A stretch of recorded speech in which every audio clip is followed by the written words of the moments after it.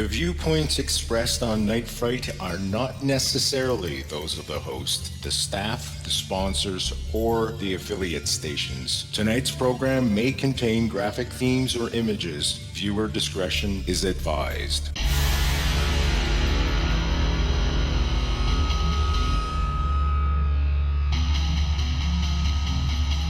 There is a time for question. There is a time for answers. There is a time to challenge. There is a time to speculate. There is a time for change. There is a time for truth. The time is now.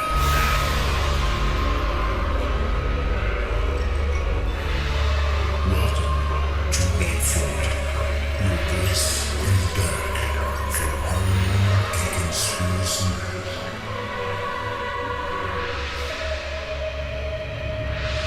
And now your host, Brent Holland.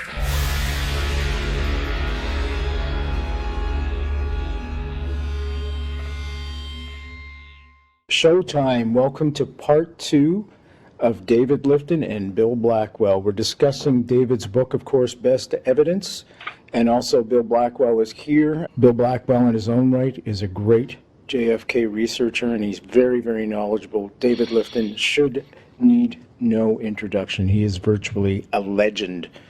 A legend, folks, we have tonight on November 22nd, 2016, 53 years after the deed was done in Dealey Plaza. If you missed the first hour, you've got to go and listen to it. There's no question. It is explosive, absolutely explosive.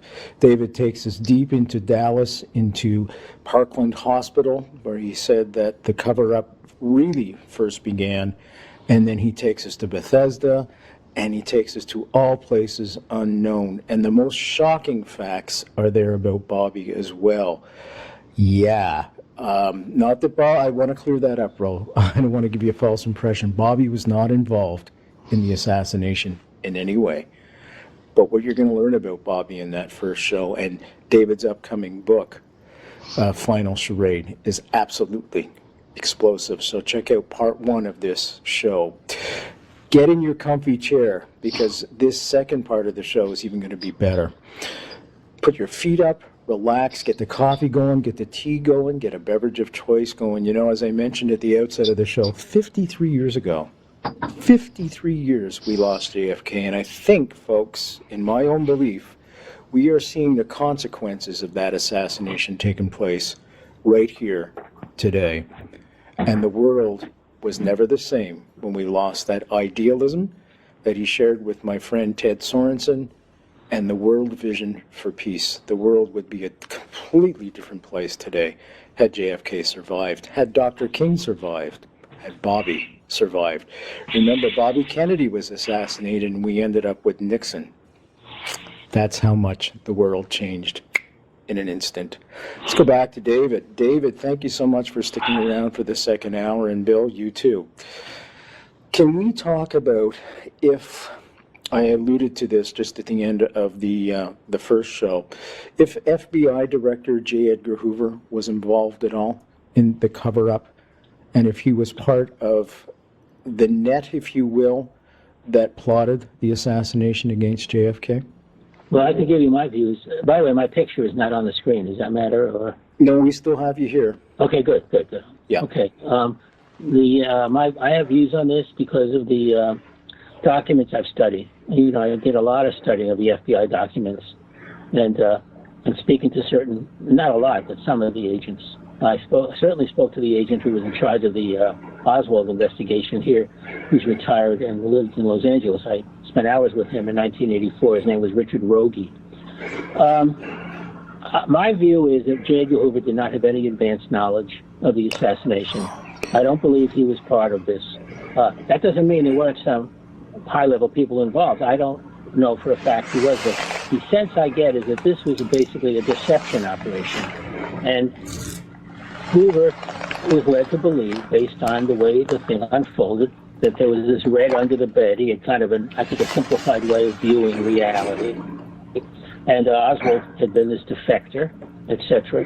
And I think he bought it. I think he bought the whole thing. Now, it may be that at some point, if he got suspicious, maybe, in fact, there's a reported conversation where he had with somebody, and they said, he said if the truth were known, there'd be revolution in the streets or something like that. At some point, somebody cannot be involved, and you need their cooperation, so you tell them what they call the insider cover story, the World War III story.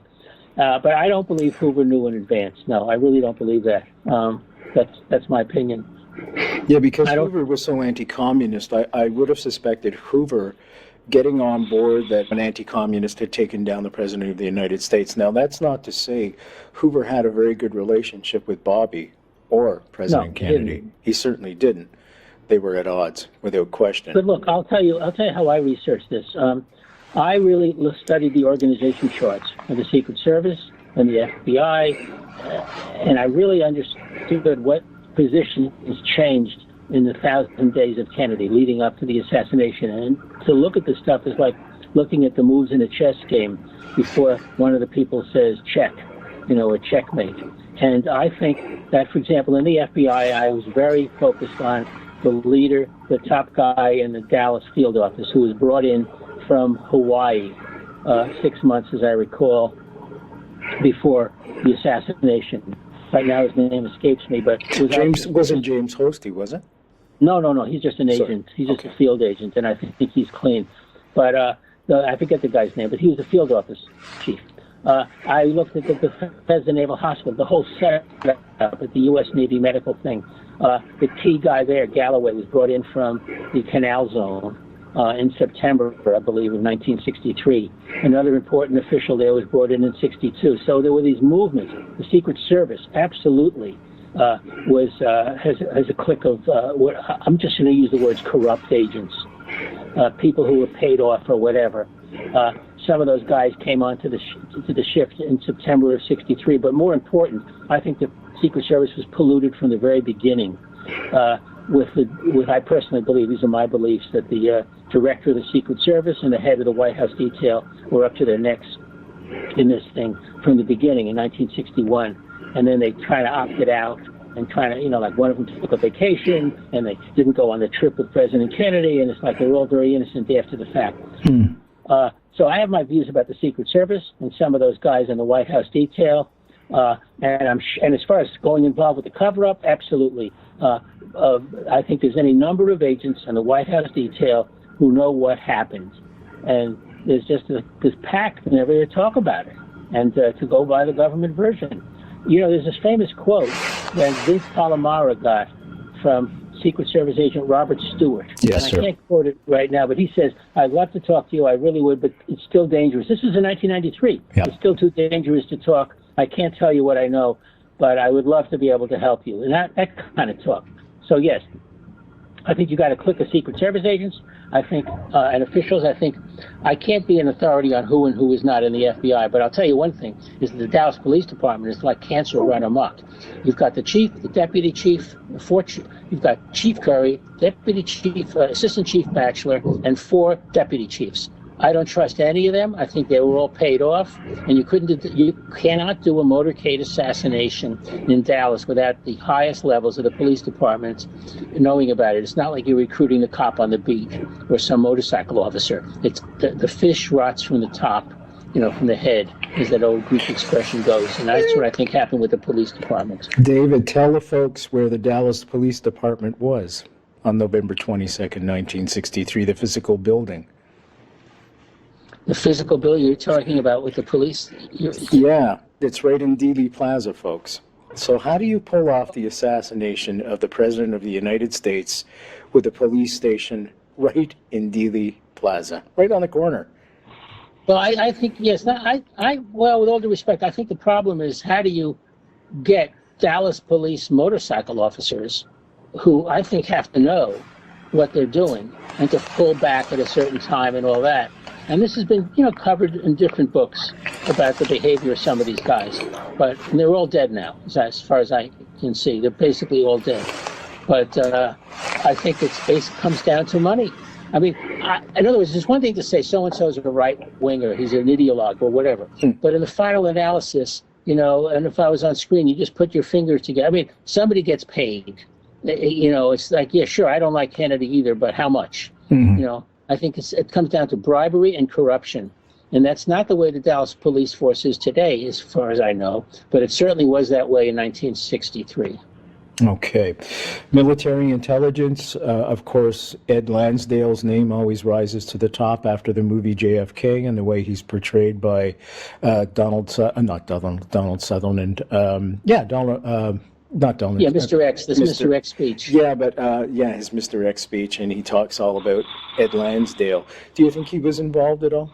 My personal opinion? Yes. I do not. No, Okay, I do not fair believe enough. Lansdale was involved. And I think that is a brilliant piece of screenwriting where Mr. X explains the whole thing to Garrison. By the way, there's a story back there. I found in 1990, let's see, Garrison's movie, Oliver Stone's movie came out in December 91. The year before, I found out by accident that they were going to put stuff from Best Evidence in there, and I had to get involved with him and a lawyer to say, look, if you want to put Best Evidence into your film, then put a box at the beginning of the film. First of all, buy some film rights for me so I can, go to breakfast and have money to go to my coffee. I hear you there, my friend. I hear you there. But in addition, please put a box at the beginning that the key ideas about the body being altered were originally from Best Evidence. So I not only did that, this gets much better. I actually, because I was taking screenwriting classes, I actually wrote the 2 or 3 pages you'd need to add to Mr. X's speech. Okay, because by that time I saw the screenplay. Right. And I said, and Alex Ho, I met with Alex Ho. And the final position was, no, we're not using Best Evidence at all, which they didn't. But believe me, there was a fight about it because I've got the lawyer's letters to prove it. And I said that it would be a great scene if in the middle of Mr. X's speech, he said, furthermore, Jim, he's talking to this fictional Jim Garrison. Furthermore, the coffin was empty when it came off Air Force One. You have no idea the nature of the deception. But he wouldn't hear of it. So fine, so they didn't use it, So I didn't get the money, and the ideas weren't aired in Oliver Stone's film. They could have been, but certainly I headed off the idea that they were going to do it, and I'm glad I did. So I have the written record of that. That's great. Now, David, you saw the movie JFK. Where have they gotten it wrong, looking back from 2016, 2017, all the way back there, and where have they got it right? Well, okay, I'll tell you where they got it right. I think all the stuff contributed by John Newman, who I was very close with at the time, about the Vietnam policy switch, and those scenes were, by the way, I think written by John. Yes, they were. Because I was very close with John at the time, and Stone's original portrayal was kind of clunky and not really sophisticated enough. And John, and I told him that I had the Newsweek article from 20 years before when Bill, Johnson's close friend, Bill Moyer. Had said that he was with Johnson right after he met on November 24th with the top brass. And he said, I'm going to give the generals what they want, and I want them to go out there and kill communists, and we're not going to watch Vietnam go the way China went. I was the guy that found that in the Newsweek thing 20 years before. I said, hey, John, give him this, and they wrote those scenes, paraphrasing that or maybe using direct quotes. I forget how, but it was very good. That part of the film was good. I liked the foreign policy stuff. Okay. Where I think they got it wrong, unfortunately, is that I think Clay Shaw was innocent. I mean, the jury found him innocent. I agree. I don't believe David Ferry had a blessed thing to do with this. And a lot of that stuff, Stone explained it. I met with Stone later, that he was basically, constructing a blackboard on which he could float all the different hypotheses and dramatize them. It's not a documentary, and he made that very clear. That's right. So, and look what good came out of it. The good that came out of it was that we have the JFK Records Act.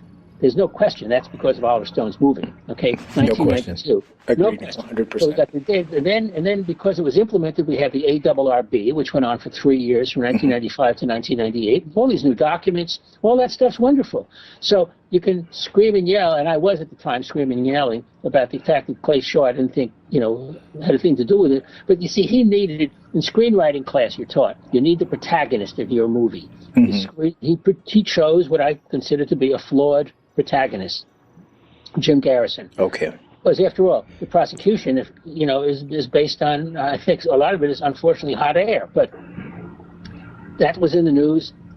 He carried it right to the end. Now, would I have liked it in the ideal world to have a movie made about a graduate student who found the body was altered and brought it to a warrant commission attorney? Sure. I would love to have been the protagonist, and I wouldn't have to worry about any retirement today. They'd give me all this money, and I would be much more famous than simply being one of these researchers on the Kennedy case. But that's not what happened. I know. And I wrote a screenplay, by the way. I wrote a screenplay with Patricia Lambert, who died recently. I wrote a screenplay. We had 40 meetings. It was represented by William Morris, now WME, William Morris Entertainment. We had meetings all over town, or I did anyway. And we couldn't do anything because then Oliver Stone came in. And he was like the 500-pound gorilla, right? And he had this Right whole after thing where Platoon. and the protagonist was the district attorney of New Orleans, so there was no contest. I still have my screenplay. It would be nice, and maybe someday it'll be on cable TV. But but that's what he did. So anyway, look at the interest. A whole new generation of people got involved. You got legislation passed, and in the end of the day, that's just the way it played out.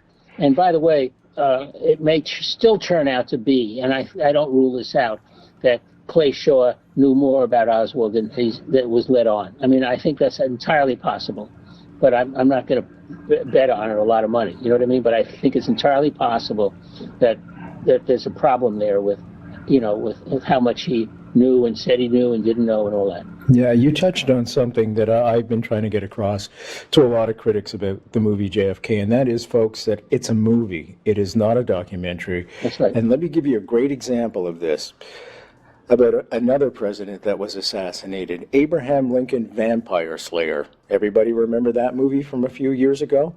I'm going to go out on a limb and say that's not based on fact. There you go. But it was a dramatization of a piece of art.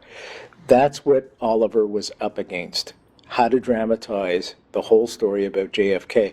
And David's absolutely right. If it wasn't for that particular film, all those files would not have been released because there was such an uproar from not only the community of JFK, but such an uproar of every person in the United States and across the world to find out the truth.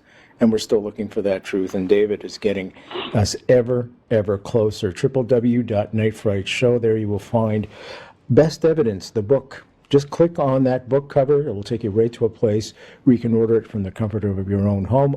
Also, there'll be another link there to David's website and other links there for you to go and examine other things David has done. Bill, how did you guys meet? Like, did you lose it? I don't know. Did you lose a bet or something? Or, no, I'm kidding. No. I'm kidding. Bill, you got to tell the story because I'm telling you, my memory is failing at my age, and I don't remember exactly. He does remember this. Yeah. Well, Dave and I walked into a bar. No. And they never left. Yeah. They're still there. Yeah, no, I read, I had bought his book and I had read it, and as I said, I was just blown away, and especially the part of what these people were seeing, what these young corpsmen were seeing at Bethesda that night, and this and that, and reading about the interchange of the coffins and this and that, and I wrote him a letter. I put it to the attention of the publisher, and my question to him was, why didn't the Kennedy family, after this came out, why didn't someone say something about it? Something like that, And David, luckily, they sent the letter on to David, and he wrote me back a letter. And he says, that's a good question, and I can't answer that, something about that line. And he had given me his phone number, and I called him up, and I invited him over to my house for dinner. And he came over, and that was that friendship was launched. That was 25 years ago, and I'm honored to be his friend. Yeah, I can hear you. I can hear you, my friend. I got to tell you something else Bill hasn't mentioned, but I must tell you, a couple of years ago, because of the precarious nature of my own financial situation, I had all these storage areas, and Bill played a major role with his truck. I forget what you call it, the Beast or something, helping me move stuff. The what? The Beast of the East, the big Bronco, jacked up. Right. Yeah. It was very significant. Yeah, and I've mentioned this on one of Brent's shows once. I walked into David's apartment that he had for, I don't know, 30 years, Dave or something, turned it into his office, and it was just a treasure trove of stuff. You know, for someone like me, the Mary Mormon blow-up, which I have on my wall here in my office, you know, a big diagram of Dealey Plaza that they used as an exhibit, a copy of it that they used as an exhibit, a manular Clinton rifle that he gave me. It was like, and a number of books, and he was very generous, and but we moved and moved and moved and moved all this stuff into a storage facility over a span of about 3 weeks ago. So, yeah. That's a fantastic story. Something we've never talked about, David, you and I. Are you familiar with Abraham Bolden's story? A couple of years ago, I read his book, and I thought it was very impressive. You know, I was impressed with the fact that Kennedy liked him and wanted him on the detail, and how he was terribly treated, framed and sent to prison for something he didn't do. You mentioned a screenplay, and that's a story I think needs to be told. Mr. Bolden is getting older and older. We need to get that story out. So if any budding screenwriters are out there, www.nightfrightshow, just check in the archives for Abraham Bolden's story. First African-American Secret Service agent handpicked by JFK, not on duty that day, or we wouldn't be having these conversations. Not a chance, because he would have been saved right away. Bingo, just like that. Okay, let's talk about Sebut O'Neal's report. How did you come across these guys? Okay, what happened was, it starts with not the guys, but it starts with the report. What happened was, the FBI investigation submits all their documents to the Warren Commission. Okay, they're called the FBI 302 reports, and they take all the reports for November and they put them together and collate them and use a hole punch and submit it to the Warren Commission. Gemberling report number such and such. Then comes December and then January. Okay, the FBI report of the autopsy, that is the two agents, Sebut and O'Neal, who were at the autopsy. FBI agents? Yeah, two FBI agents, was a part of commission document number 7. It was the 7th big set of documents admitted, into the filing system by the Warren Commission. And CD5 was the first big FBI file. Then came CD7, which I think was December 12th or 15th or something. Anyway, Sebert O'Neal's report, which is 5 or 6 pages, was in CD7. But Arlen Specter did not flag it to be published. Can you tell folks who Arlen Specter is? Yeah, Arlen Specter was the attorney on the Warren Commission in charge of the medical evidence. Actually, there's a senior guy above him, but it was Specter who did all the work. And he created the magic bullet, folks. Yes, well, he's one of the key people. So basically, you've got this report, this FBI report, which completely contradicts the single bullet theory. And Specter, all he had to do was it's like a Post-it note. All he had to do was put a little paper thing on it, and it would get published in part of the 26 volumes. And then this whole debate would have started right away as soon as the 26 volumes came out. Hey, the two FBI agents attending the autopsy said the bullet didn't exit. It was lower on the shoulder, blah, blah, blah. But no, Specter doesn't do any of that. So what happens? It goes into the National Archives, which is this cubbyhole that was going to last for 50 or 75 years, according to Lyndon Johnson's original statements. And there's this public outcry. No. Let's release stuff at the archives. It's kind of a miniature version of what happened years later with Oliver Stone's film. Yeah. So they started to make stuff available. And I believe it was Ed Epstein or Paul Hoke, and I don't remember who. I think it was Hoke, as a matter of fact. I think it was too. He spent a summer vacation, a couple of 3 weeks over at the archives. Just the way it used to be. You couldn't go online. You had to take a plane and go to Washington, rent a hotel room, have your checkbook ready to pay at 10 or 25 cents a page, and you lug all this stuff back home and you sort it out. And then you mail other people and say, look what I found. And this is what research in the Kennedy cases. Yeah. This is, snail mail, all before the Warren Commission, before the internet. So Paul he's very intelligent, and he immediately goes and looks up the indices of the FBI, and he spots Sebert and O'Neal, CD7, page whatever it is, 380, And so he had them. And I mean, I got my copy probably from him, and I know he gave it to Edward Epstein. So Edward Epstein's book, Inquest, was about to be released in paperback. So it had come out in the summer of 66, and now the paperback version was going to come out in the fall of 66. So the publisher says, as publishers always do, what else do you have that we can, add to the book?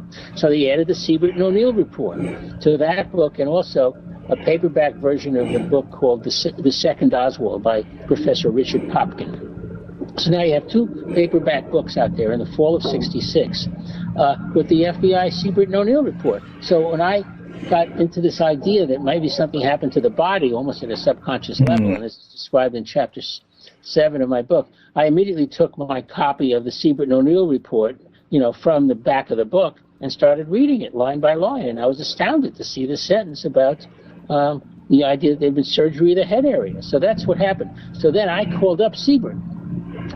I couldn't find O'Neal's phone number, and it's just as well. He turned out to be so totally hostile to me and my book when it got published. Totally. And they're both, passed away now. But anyway, but Sebert was nice, kind of nice. And I told him why I was calling, and I was pursuing this matter of this sentence, surgery of the head area.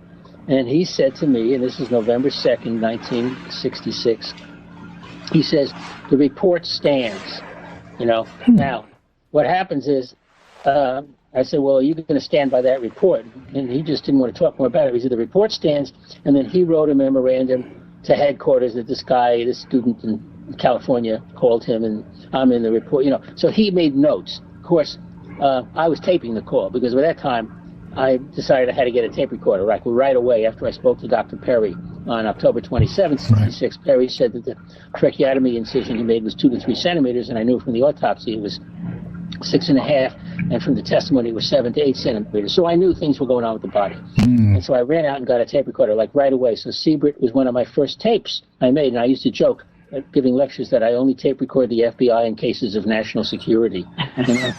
So anyway, that's what happened. So Sebert then found himself published. He became like a big part of chapter 12 of my book, where I discussed what this was all about. That Sebert didn't make any medical observations. He reported what the doctors were saying. So his report was evidence of an oral utterance. And I'm sure there's many reports in the world, and Bill as an attorney would know this. I'm sure he has lots of encounters where you trace the origin of some report and you find out, these guys making notes on what somebody else is saying, but still very important because it has to do with what they're saying. So that's how I knew that's what happened with Sebert. Now, after my book was published, I tried to get Sebert to sit for an interview, and I could never get him to sit for a filmed interview, but we had some good conversations, and one of them was in 1990, and he said unequivocally, I could swear on a stack of Bibles that the doctor said there was surgery. I mean, he just told me that, and I have it on tape and everything. But he spoke to a number of people, in the age of the internet, but I never got him to speak. Now, maybe I could have, if I had more financing, I could have maybe got him when he was in a good mood and say, how about if I fly to Florida next week? But I didn't have the budget to do that sort of thing, to just get on a plane and go cross country like that. I want to jump over to Bill now. Bill is an attorney, and an incredible attorney. If Lee Harvey Oswald had lived, given all the evidence that David has uncovered, could you have got him off? Well, I don't think I don't know if I could have got him off, but I think that there is, and along with some other researchers and other information, absolutely, there was no chain of possession of the evidence. The Secret Service came in and destroyed a lot of evidence. Look at what happened to the limousine. They took the limousine away. They took away the windshield that had a bullet hole through it. They did all kinds of stuff. Washed it out. Yeah, and there, and we haven't talked about the Harbor fragment that was found, and where would that go? And there's there's more the bullet fragments that came out of Conley than was missing from the magic bullet. And so just the evidence alone that had to be contained, you wouldn't have been able to offer any evidence if you were the prosecutor, because you just couldn't. The chain of possession was just destroyed. Completely destroyed. Would you bring in the evidence that David has uncovered? Well, you have the eyewitnesses. He's at that point in time, they're not around. A lot of them aren't around now. But they're on tape. Then, Yeah, if you knew who they were. Of course, it took David a long time to find these people. So, and, you know, they had signed this security agreement. So, you know, so you never know. You know, David has confided in me while he's been writing the book, and you know, and I know he doesn't want to talk about all this stuff, and I have all this stuff going around my mind. You know, there's audio recordings that no one's talked about that David has found, and there's other stuff. And his book is going to be explosive. He hasn't even touched on the iceberg on some of his audio recordings that he uncovered. Well, they were there, but nobody put the two and two together. So anyway, I'm looking forward to it, and he's been kind enough to send me every now and then a chapter here and there, and you know, I'm keeping my mouth shut. Okay, look, but I'd like to ask Bill this question too, because I don't know. I mean, obviously, I have spoken to attorneys over the years ago, and I remember they were very cautious about answering the question about whether they could have gotten Oswald off. But I'm going to come at it from a different angle. If Oswald tells his attorney, you know, before the trial and right away, okay, you're my attorney, here's the deal. I was an intelligence agent. I went to the Soviet Union on an assignment. Here's my evidence for that. And I met with Mr. So-and-so, and here's my evidence for that. And then I was there, and then I reported this, and then this is what happened when I returned. And they told me I should be on standby because they had another assignment for me. And I did this, and I did that. And I was part of Operation Silver Dollar X in Dallas. It led to me taking a job in this building. I mean, it seems to me that if Oswald has a story to tell, a narrative, and it makes sense, it seems to me that at that point, the Justice Department or whoever intervenes and says, hey, wait a minute, you can't try this guy. There's no case here. He was one of ours. He was one of our guys. He was one of our, he was a fake Marxist. He was working for us. And it seems to me that I'm not saying it's the whole defense, but it seems to me that that's a very substantial part of the defense. And so we're no longer in the ballpark of a simple, you know, Perry Mason type trial and, you know, a prosecution. We're into a guy who has a whole story to tell about his life. And I think I know what that story would be, and I'm not going to say so in this program, but I think a lot of it has to do with, some of it, critical part of it has to do with this 31 months he spent in the Soviet Union. Yeah, me too. And I think the defection in October '59 was a fake. I mean, he's a fake Marxist, and I can go into the whole business of it, being a counterfeit Marxist. Suppose Oswald tells the lawyer, look, I was a counterfeit Marxist. I worked for the government. If a DEA agent said, look, I'm not a drug dealer. I'm an undercover DEA agent, and here's my evidence that I was working for the government. I'm sorry if someone takes it seriously that I was a drug dealer, but that's just my cover. See, that's the same kind of problem that's presented with Oswald. And I think that a lawyer could have a field day with that once they know his story, had he lived. What do you think, Bill? That's a very good point that David brings up, because they certainly didn't want Oswald to tell his story. And that was the bottom line. Yeah, absolutely. So he had to go no matter what. I'm thinking. You had to go. And I don't think people understand. When I have conversations like that, they don't understand the magnitude of the problem facing the plotters. It's not that Oswald knew who another shooter was or, you know, exactly what floor he was on. That's just the tip of the iceberg. The real problem is, who was he really? You see, he knew who he really was. He knew he was an actor putting on this, that he's a fake Marxist.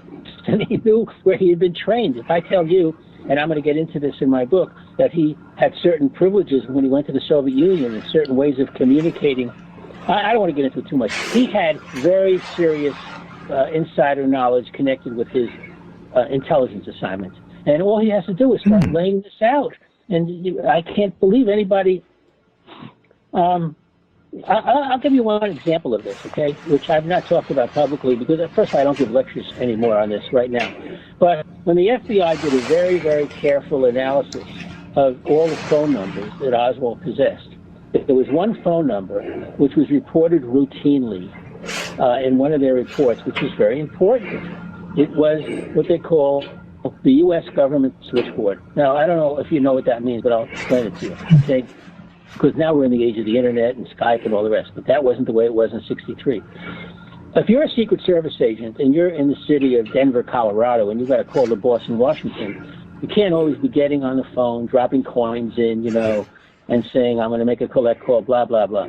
Instead, they have trunk lines going to major cities. So an agent in Denver can drop a nickel or a dime into a phone, and at the other end of the line, the person answers U.S. government switchboard, and I'd like to speak to attention, I'd like extension number 4378, please, whatever it is. But that's the way it works. Oswald had that number. What the heck is he doing with that number? I mean, I'd like to know, and I'm going to raise hell about this in little sections of my book. But what the hell is he doing with that number? I mean, where did he get that from? I mean, so that means that any day of the week that he wanted to, probably there's a similar number from New Orleans, but he had the one for Dallas, Fort Worth. That means he had the number to reach to Washington with a dime. And now who knows who the heck he spoke to, because they don't keep these records. But wouldn't you like to know? Did he say, well, I'd like to speak to Mr. Kellerman? Obviously not. But I'd like to know who he was asking for. And it indicates some kind of communication capability with Washington, which is consistent with him having an undercover assignment. I mean, you don't run around like a Marxist and ordering the daily worker and the militant and being a revolutionary and having the U.S. government switchboard number. It's ridiculous. I'd be curious to know if he called that number from the Dallas Police Department when he was arrested. Well, that's an interesting question, but we don't have such records. I mean, the answer is I don't know.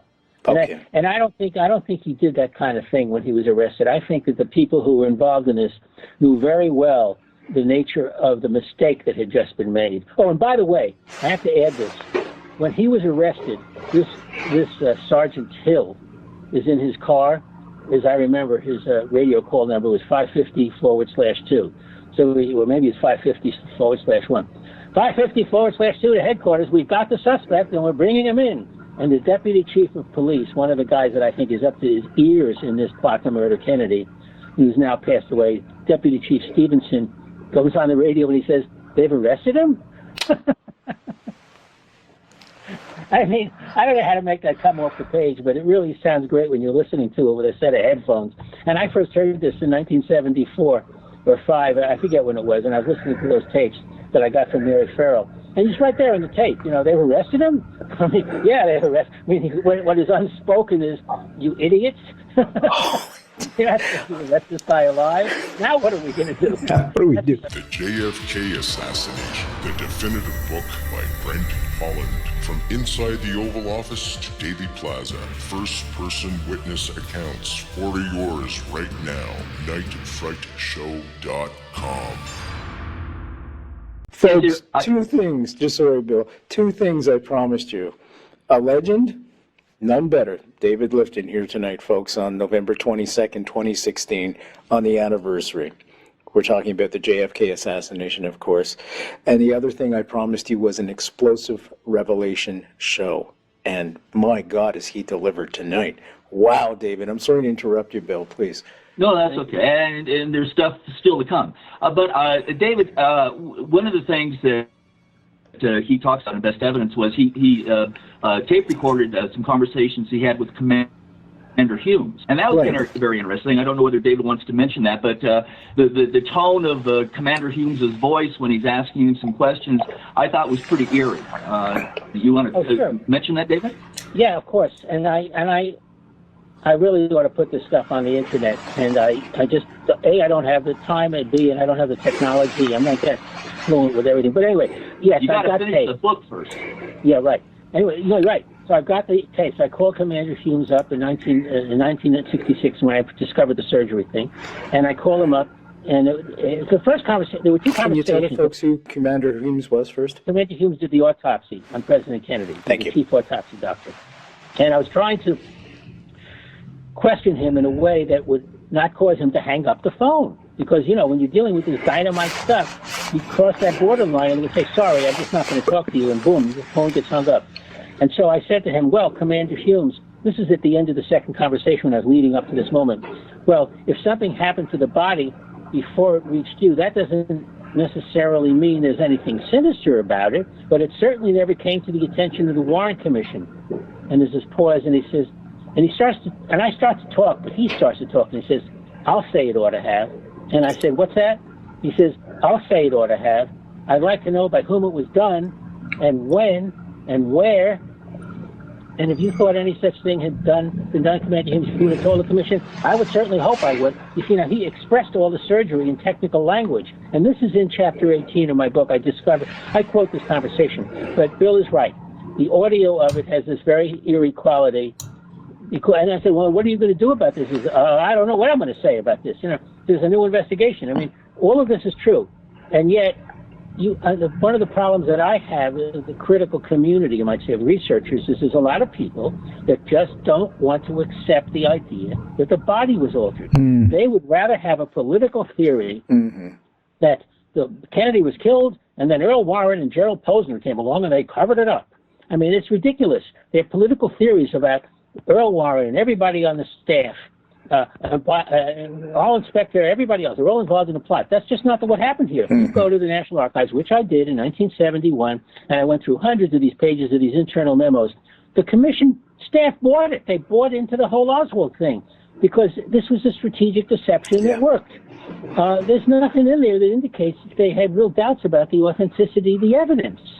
I mean, there's a smattering of that, but this wasn't central. When I showed Liebler the evidence that the body was altered, it blew his mind because, and by the way, I didn't realize the significance of it. I thought in the beginning that, this is the magic trick they pulled to hide the second assassin. But it was Liebler and his top law student, who he later married and became his wife, Susan Wittenberg, who explained to me, and I really had to get this clobbered into my head, the importance of this, that this was the foundation, the legal foundation for the whole Warren Commission report is the body, that the body was evidence. You see, I thought of the evidence being the autopsy report, a typed document, but the typed document is nothing more than a verbal description of the body.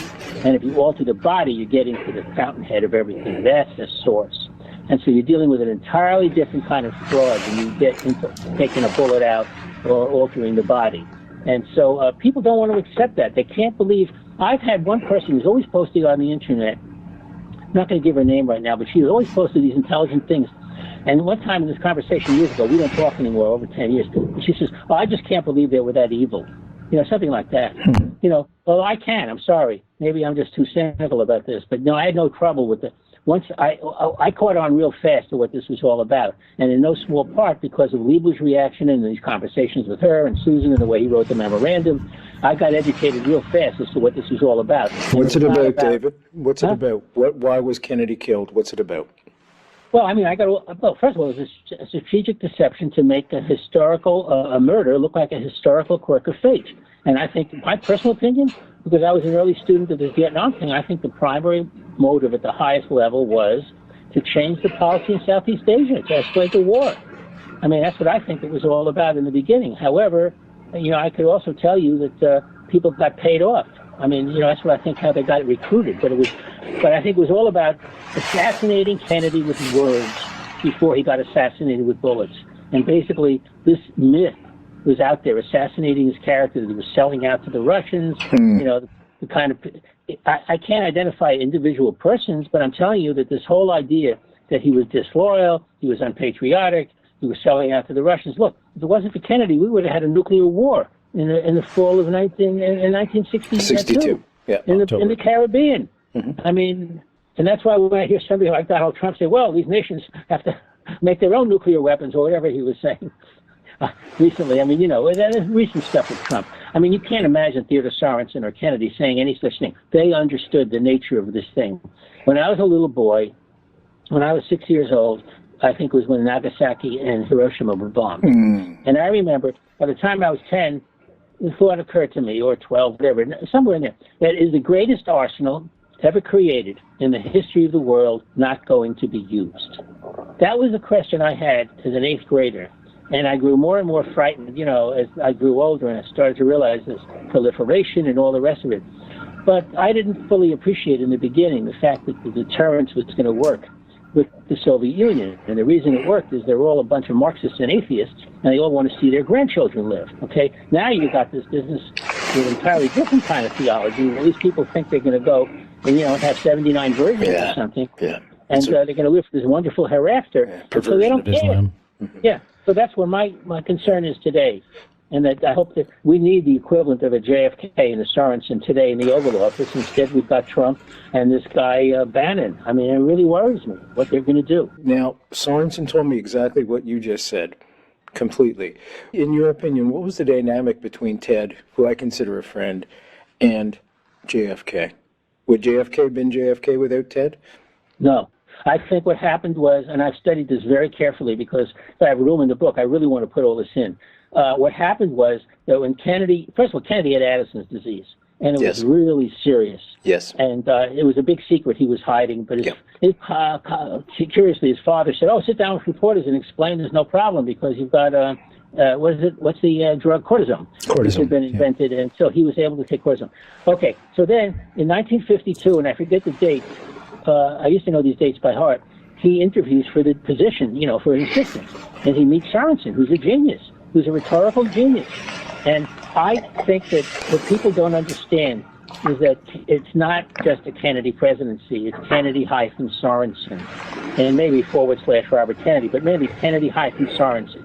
And Kennedy's like having extra lobes in your brain or something. It's been commented upon. Kennedy without Sorensen wouldn't have had the rhetorical flourishes and the wonderful speeches. Sorensen without Kennedy would have been just a New York lawyer. I mean, he would have been a very influential lawyer, but the two together were like magic. And Kennedy and Sorensen were like, I mean, it's an amazing combination, and we should all be grateful that this happens because Kennedy, I'm sorry, I forget, Kennedy, Sorensen could get into Kennedy's head, the two. I don't know how else to say it. I had better words for it when I was Navy. Symbiotic. But it was total symbiosis, total synergy. It was wonderful. And so Kennedy could indicate something, Sorensen comes up with these wonderful speeches. That's why all this stuff was published. All these articles by Jack Kennedy were published. They really were written by Theodore Sorensen. You can go to the Kennedy Library and verify this now. Yeah, I know. But I don't care. I mean, I don't care. I don't care that he wrote big chapters of what's the portrait of not portrait of a president. I know what you mean. The book. I can't remember the name. It'll come to me. It's flipping through. When you get old, folks. That's right. This happens. There's more things to flip through. But he wrote the book about World War II when he was in 1942. Mm-hmm. What's the name of that book? I'm sorry. When he was living in London, he wrote a book. Why England Slept. Yeah. Why England Slept. That was my honors thesis. But of course, his father helped get experts to look it over and make it better. So what? The guy had a terrific father. He helped all the children. I mean, He told his children, "I'm going to make you each financially independent. Do something for your country. Don't go into business." That's what he said.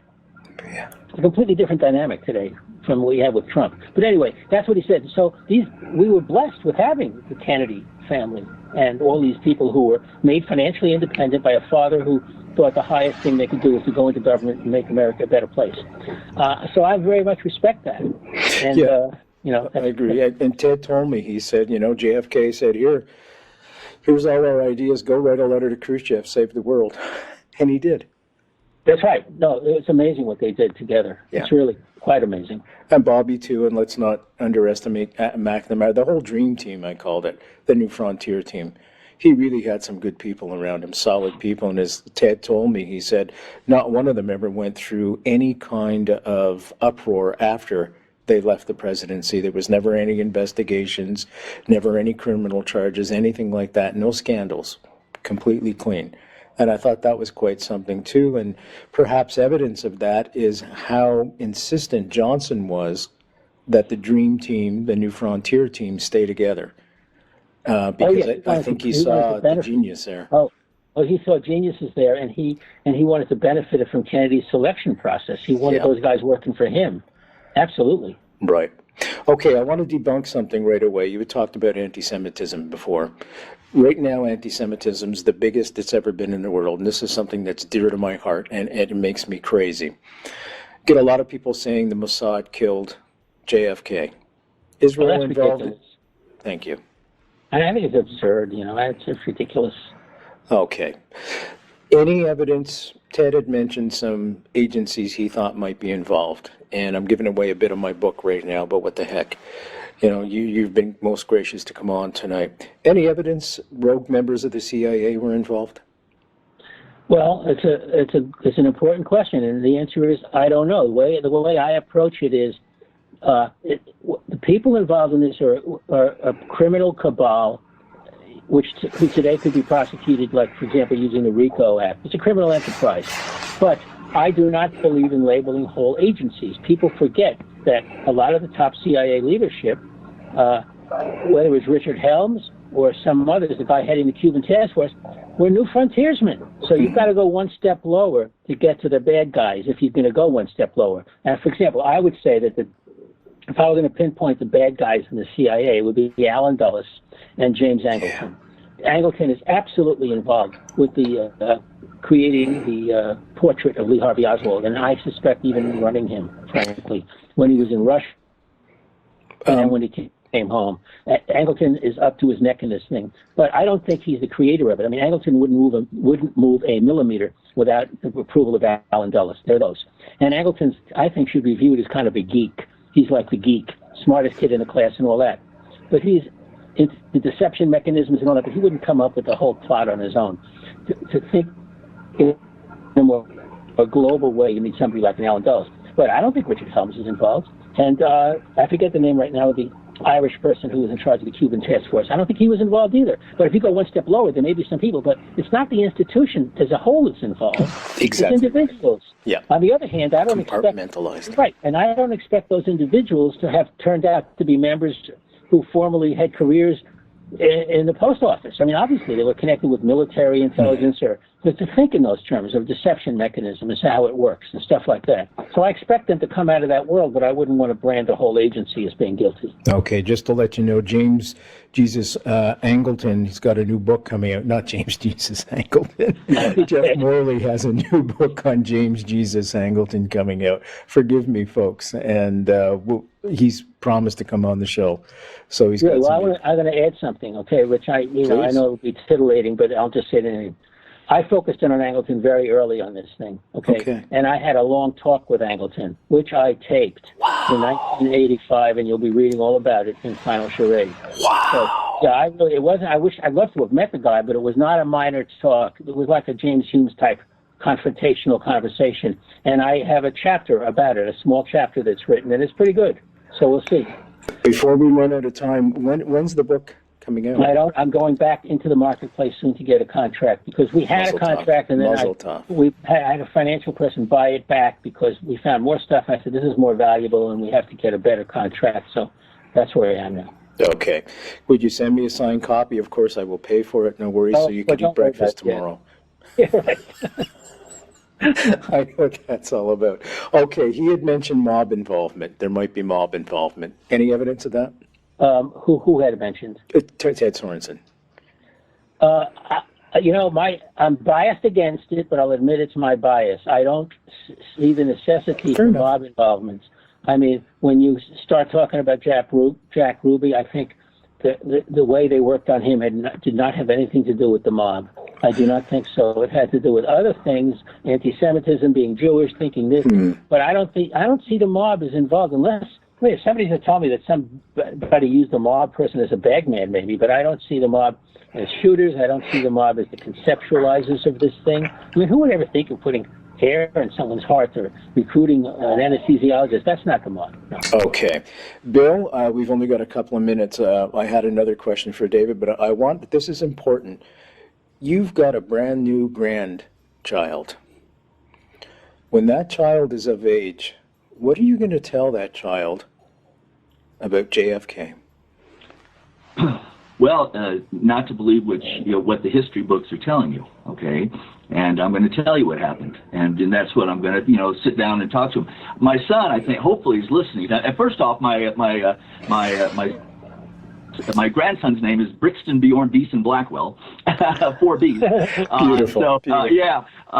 Very proud to have him. Hopefully my son's listening tonight, but he said, Dad, you're always talking about JFK. I said, well, because it's important. Yes. The younger generation needs to know that what the official report is, and the media won't, dispute it.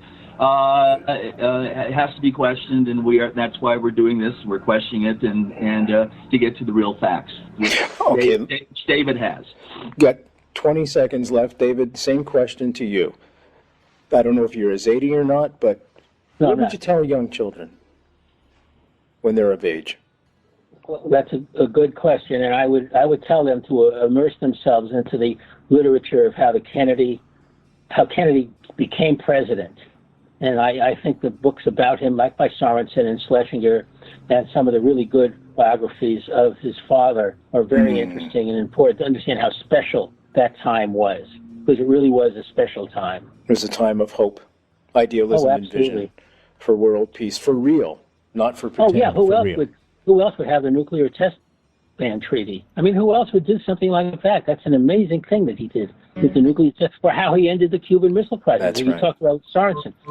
People don't understand how close we were to a nuclear war. That's right. Folks, www.nightfrightshow.com. There you will find David's book cover for Best Evidence. He's got a brand new book coming out called Final Charade. Bill Blackwell, thank you always, my friend, my dear, dear friend.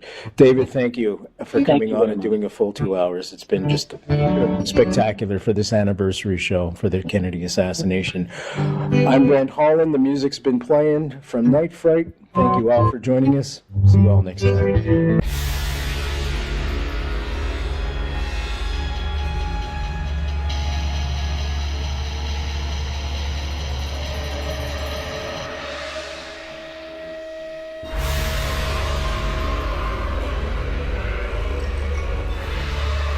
listening to Night Fright and your host, Brent Holland.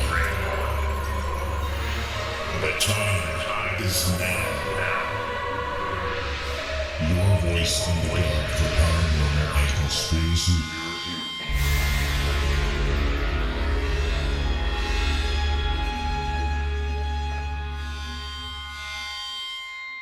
The JFK Assassination, the definitive book by Brent Holland. From inside the Oval Office to Dealey Plaza, first-person witness accounts. Order yours right now. NightFrightShow.com.